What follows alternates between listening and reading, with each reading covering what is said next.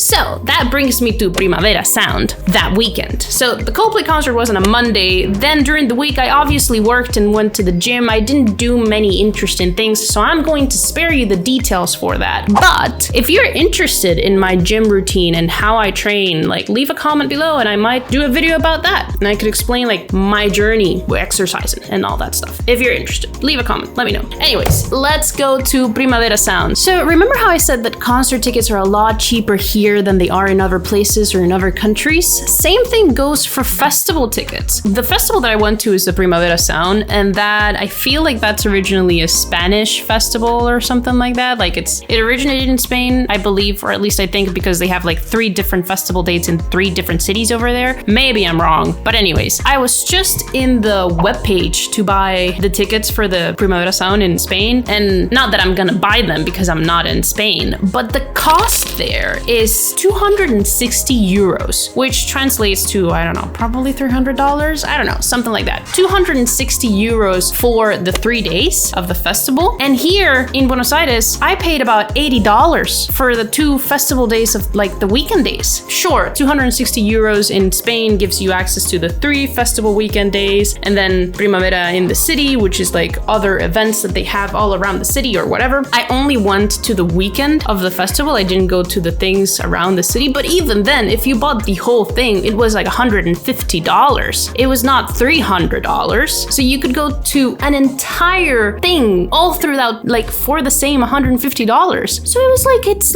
it's very much cheaper to go to a festival here than it is to go to festivals in other countries. So if you have the opportunity, probably take the chance and do it. Primavera Sound here was in Costanera Sur, which is a space. I don't know what type of thing it is. It doesn't look like it's anything else. It's just a space that it's available, a very big empty space that it's available, and it's beyond Puerto Madero. If you've seen any of the other videos that I've made in the channel, you know that getting to and from Puerto Madero, it's very, very difficult if you don't have a car. Like there's virtually no public transportation, or whatever little public transportation there is very difficult to get because the whole thing is still under construction. The whole Puerto Madero neighborhood is still under construction, at least the part where you have the public transportation. It's a lot better than it used to be, I must admit that. Like the last time that I went to Puerto Madero was like probably 2 years ago or something like that. So right now it's a lot better than it used to be, definitely.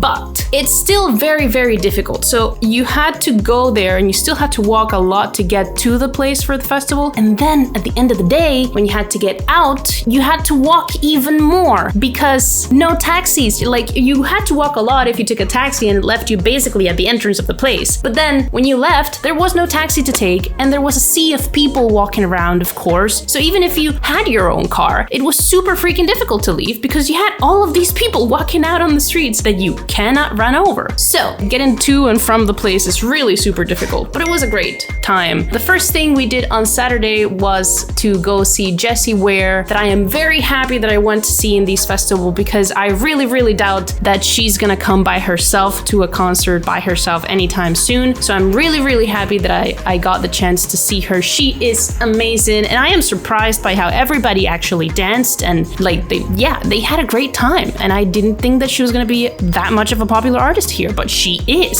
So I'm very, very happy about that. After that, I met up with some friends. We went to have some lunch because you get very hungry at festivals. I'm gonna say that much. After that, I did go meet up with some friends and we went to see Mitski. I'm not a huge fan of Mitski, but my friends were, and going to concerts with my friends, like these 2 specific friends are great. Their energy is amazing. The way that they enjoy a concert is great. And they are very much like me. Like I don't very much enjoy being in the middle of the disaster of the crowd because I get icky with people pushing me and like hitting me or whatever. I very much like to enjoy and like more at the back. And they do that too. Like they like to be somewhere in the middle, probably where there is some people, but they are not very much disturbed by everybody jumping and hitting them. And they dance a lot and they really, really enjoy the concerts. So like going to concerts with them is really a blast. So we watched Mitski and the crowd is amazing. The presentation was also great. It was her by herself, but the energy that she gave was great. After that, we went to see Charlie XCX, and boy, oh boy, did everybody enjoy themselves during that presentation. She sang I Love It by Iconopop, and everybody went crazy crazy. At the very front of the stage, you could really see how everyone was having the time of their lives, and they were jumping and screaming, and it was just, again, you could really feel the energy of the people in that presentation, and it was just great. I really, really loved Charlie XCX's presentation. I was very surprised that she was by herself. I would have thought that she'd have like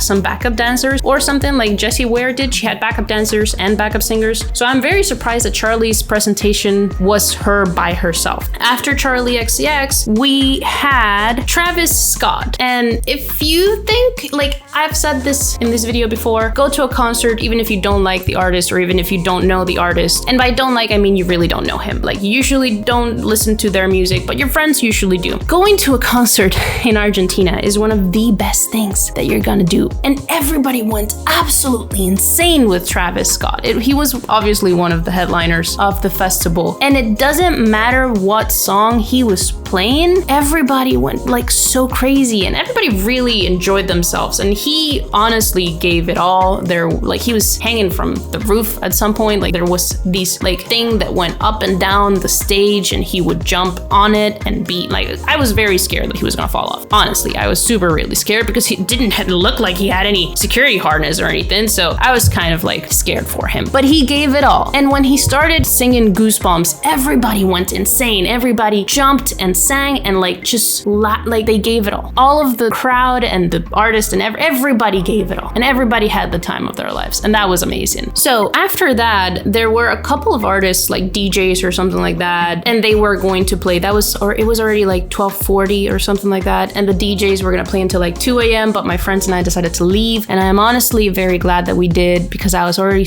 really tired from the rest of the day. And we had to walk a lot to get back to a place where we could take some sort of public transportation. The lines to take the buses were huge. We were very lucky to be able to get on one of the relatively earlier buses because right when we were getting on the bus, there were some people who were trying to cut the line and everybody started getting mad about it. And it's just like, oh my God, I'm just too tired to go through this. I cannot bring myself to fight with people. I would have probably let people cut the line just because I had no energy to actually fight with anybody. But for the part that we had to walking around Puerto Madero at night is actually not that bad because Buenos Aires in general is a beautiful, beautiful city. And Puerto Madero is one of the most expensive new neighborhoods. And it's also very, very beautiful because it has the river right there. So a little bit of it was a beautiful experience. If I hadn't been that tired, it would have probably been even better. But yeah, I was honestly super relieved to get home that night. I had to walk a lot. Like I took the bus and the bus left me like 1.5 kilometers away from my house. So I had to walk back. I had to walk the rest of the way because I was not going to take a taxi just for 1.5 kilometers or less than 1.5 kilometers. So I had to get back to my house. But anyways, I was super relieved. After that, it was day 2 of the Primavera Sound Festival. That day I went with my best friend, her boyfriend, his brother, and a friend of my best friend. And I was meant to meet my other friends at some point during the day. And we put a very specific meeting spot in a very specific time and place for us to be able to meet. But day number 2 was crazy. It was really super crazy. Day number 2 started a little bit later because, well, my best friend and her boyfriend just didn't want to go all that early. We looked at the artists that were going to play that day and we were interested in someone who was going to play starting at 5 p.m. or something like that. So we were like, okay, there's no rush for us to go. And that was honestly great for me because I still had to rest from the previous day. Like they didn't go on Saturday. I did go on Saturday and I was super tired. So I was not mad about resting a little bit more. But then that day it was like the weather forecast said that it was going to rain pretty heavily and they changed the schedules for some of the headliners. No, not for some of the headliners. They changed all of the schedules, honestly. So the person that we wanted to see Phoebe Bridgers. It was the very, very first time that I was going to see Phoebe Bridgers. Even if I didn't listen to a lot of her music before, I really like her as an artist. I really like her because she's so freaking beautiful. And I was really, really excited about seeing her and they changed her presentation to be a little bit earlier. So we did have to go a little bit earlier than expected, but I was able to rest regardless. And I am very, very happy about that. Phoebe's presentation as an artist was really great. I love the energy that she had. She was really attentive to the public. At some point, there were some times where people it was a really, really hot day and she was really aware of that. So she was like really looking at the crowd and saying, hey, there are some people who need assistance there. So can somebody please go and take care of them? And then she wasn't only on the stage, but she actually came down and started running around around the little cages that they prepare, and she was like saying hi to everybody, and I really loved her music. I'm gonna start listening to her a lot more often now, because that is one of the beauties of these festivals. Like, you get to see artists that you probably don't know, but you really enjoy their presentation, and it's just such an amazing thing. You expand your horizons, you expand your taste, and it's just one of the greatest things about the festival. So before the end of the presentation, I did have to take a very quick trip to the bathroom, because I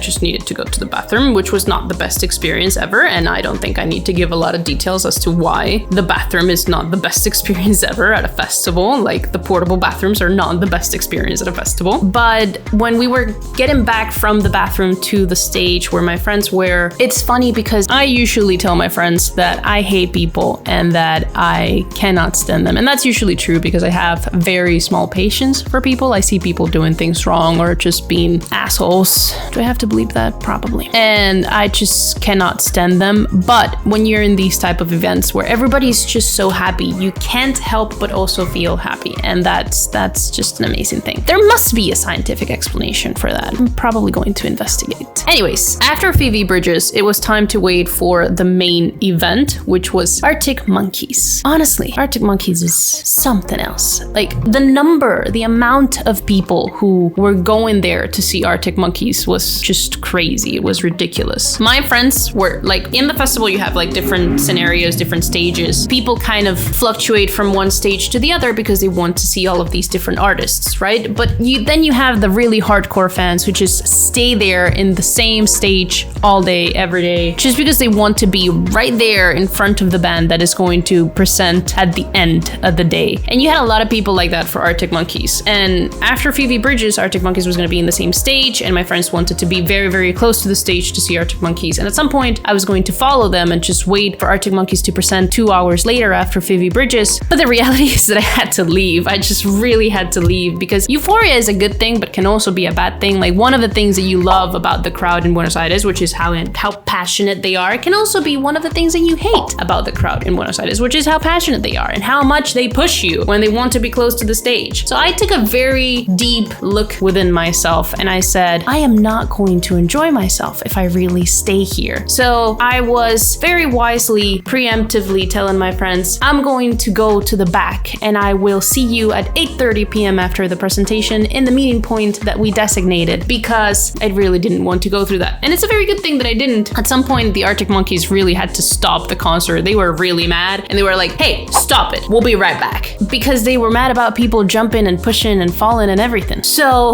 like, it's a very interesting thing. And I don't think that you can get mad at the band for doing that, even though I was really a little bit disappointed, because in between songs they would stop for almost 2 minutes, and it's like, hey, 2 minutes is almost an entire song, man. But they would stop a lot in between songs, so they got mad about that. And it's not really the band's fault. I believe it was a whole combination of things, like people going too crazy. It was a hot day, but at the same time it started raining. So when it rains and it's hot and you have all of these people accumulated in one single place, and the field was also not the best. That's why I was surprised at the beginning about why the event was in this place to begin with, because it's not really anything. It's just a really big space that has a lot of dirt. So with people jumping, you could like see these big cloud of dirt in the air from the jumping. Also, people would be suffocated because of the heat and would be suffocated because of like the steam that would come out of the rain. So obviously it was like a prime ground for people to faint. A lot of people got combined into the same thing and people started fainting. So I'm really not surprised that they were mad. I'm really not surprised that people were mad, but I am also very happy that I decided to go back and not be in the middle of the disaster, because I would have had such a horrible time. So in the middle of that, because Arctic Monkeys stopped a lot and they were mad and I was way at the back, I left my raincoat with my friend because he suffers from asthma. I was like, okay, it's not raining that hard. I can leave it with you so that you don't get sick. And I just went to the back. But then it started raining a lot harder and I had nothing but some shorts and a shirt. I got soaked. So when I hadn't eaten anything all day, because we got to the festival and went straight to see see Phoebe Bridgers, and after that they went straight to do the line, or to just stand there and wait for Arctic Monkeys for an hour and a half or 2 hours. And then I went to the bag and it started raining. It's like, okay, it started raining. The band got mad that everybody was jumping and fighting each other, so they stopped. And when they stopped and I was soaking wet and I was super freaking hungry, I went and bought some fried chicken. So I was eating my fried chicken under the rain, soaking wet. But it was good. It was really good fried chicken, honestly. After Arctic Monkeys, after everybody was soaking wet and nobody wanted to do anything, the whole of us went to buy some food. We bought some donuts and some like Asian food. I don't remember what we bought, but we all went to buy some food. My friend gave me back my raincoat. My friend had my bag. Like, shout out to Andres for carrying my bag the entire day, basically. And in my bag, I actually had another sweater that I took because I knew that at night I was going to get super cold. So I had an extra sweater in my bag. And when I saw them, I was like, I am so cold. I am dying from how cold I am because I was soaking wet and the night was very cold. So he was gonna give me my raincoat bag and he was gonna put on his own little raincoat. And I was like, okay, give me a moment. So I just had to like take off my shirt. I had like a top underneath my shirt. So like I took off the shirt, had my top on, put on the sweater, and then put on the raincoat. And I went from being cold to being like the warmest person and like in that place because my sweater was inside the bag under the raincoat. It was super dry, completely dry. So I was very happy and very warm after changing. After that, we went to see Lorde. Lorde was amazing, but by that point we were so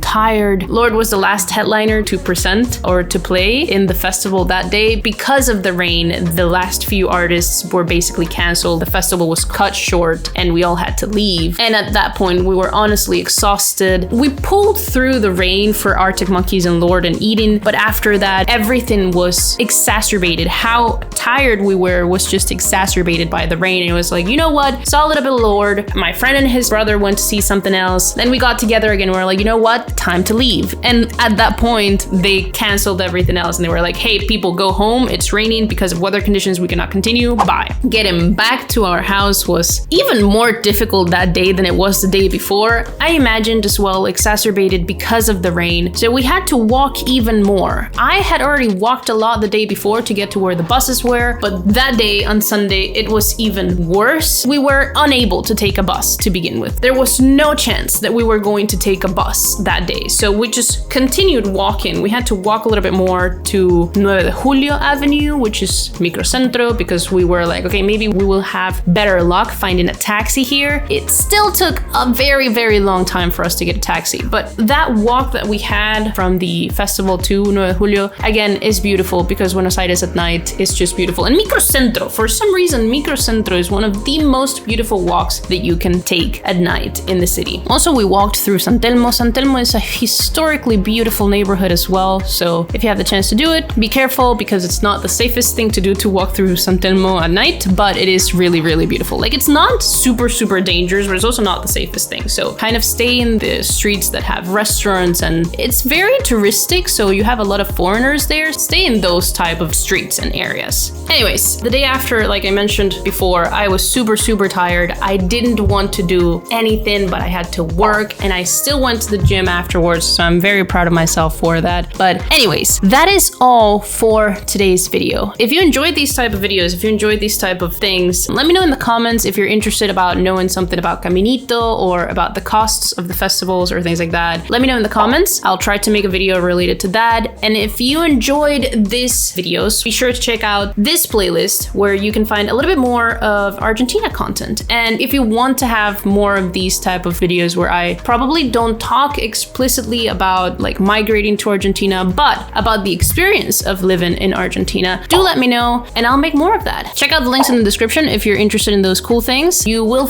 also find things or ways to support me in those descriptions. And if you want to follow me on my social media, you'll also find links to that there. Anyways, I will see you all in the next one. Bye.